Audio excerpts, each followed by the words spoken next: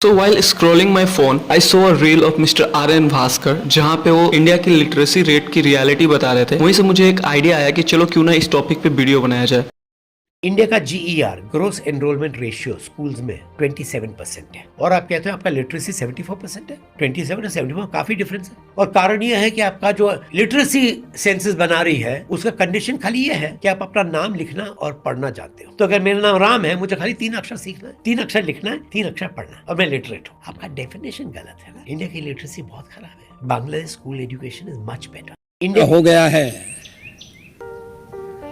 चिड़ियां घोंसलों से निकल रही हैं, स्कूल की घंटी बज गई है, बच्चे सब स्कूल जा रहे हैं। तो वीडियो शुरू करने से पहले एक इन्फॉर्मेशन आपको दे देता हूँ कि हमारी गवर्नमेंट की नज़र में लिटरेट कौन है।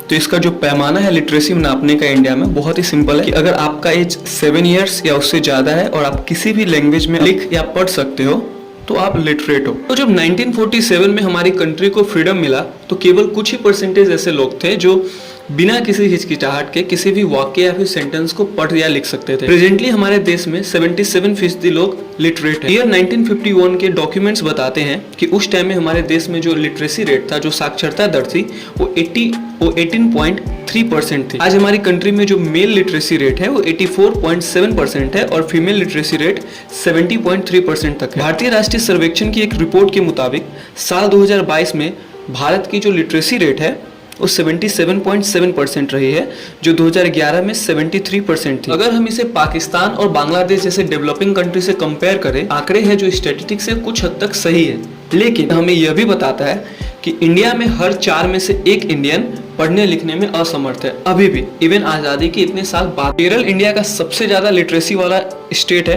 केरल की जो लिटरेसी रेट है वो 96.2% है, जो पूरी कंट्री में सबसे ज़्यादा। अगर हम वर्ल्ड बैंक के डेटा को स्टडी करें तो 2018 में इंडिया की जो लिटरेसी रेट थी वो 74% मानी गई थी। ईयर 1991 और 2001 के बीच इंडिया की जो लिटरेसी रेट है वो 52.2 से बढ़कर 64.8 तक पहुंच गई थी। बता दें कि वर्ल्ड बैंक के पैमाने के मुताबिक साक्षर व्यक्ति उसे माना जाता है जो अपने दैनिक जीवन के बारे में संक्षिप्त सरल शब्दों में समझकर पढ़ और लिख सकता है। मतलब कि अगर वर्ल्ड बैंक आपको तब लिटरेट मानेगा जब आप अपने बारे में किसी भी लैंग्वेज में पढ़ सकते हैं या फिर लिख सकते हैं। इंडिया ने लिटरेसी के रेट में अच्छा काम तो किया है, लेकिन अगर हम बाकी के कंट्री से कंपेयर करें तो हम अभी भी काफ़ी पीछे। एग्जाम्पल, वर्ल्ड बैंक के 2018 के ग्लोबल स्टैटिस्टिक्स के मुताबिक चीन में लिटरेसी रेट 97% है, जबकि मैक्सिको में 95%, श्रीलंका में 91.7% है, पाकिस्तान में 57% और नेपाल में 67% है। चाइना को अपना कंपैरिटर मानते हैं। अगर उससे हमारी लिटरेसी रेट देखा जाए तो हमारा कहाँ 77% है और चाइना में 97% है, तो हमें अभी बहुत आगे जाए। तो सेंसस 2011 के मानकों के मुताबिक देश में 7 इयर्स या उससे अधिक के एज का ऐसा कोई भी व्यक्ति जो किसी भी लैंग्वेज में समझ के साथ पढ़ और लिख सकता है वो लिटरेट है। हाँ, यहाँ पे आपको एक चीज ध्यान में रखना है कि अगर कोई आदमी पढ़ सकता है लेकिन लिख नहीं सकता तो इंडियन पर्सपेक्टिव के हिसाब से वो लिटरेट नहीं माना जाएगा। 1991 से पहले 5 इयर्स के जो बच्चे होते थे उनको नॉर्मली हम लोग इलिटरेट ही मानते थे। 2017 के नेशनल सैंपल सर्वे ऑर्गेनाइजेशन यानी NSSO के स्टैटिस्टिक्स को अगर हम नज़र डालें तो लिटरेसी के रेट में हरियाणा ने 1971 से लेकर 2017 के बीच बहुत ही ज़्यादा डेवलप किया है खुद को।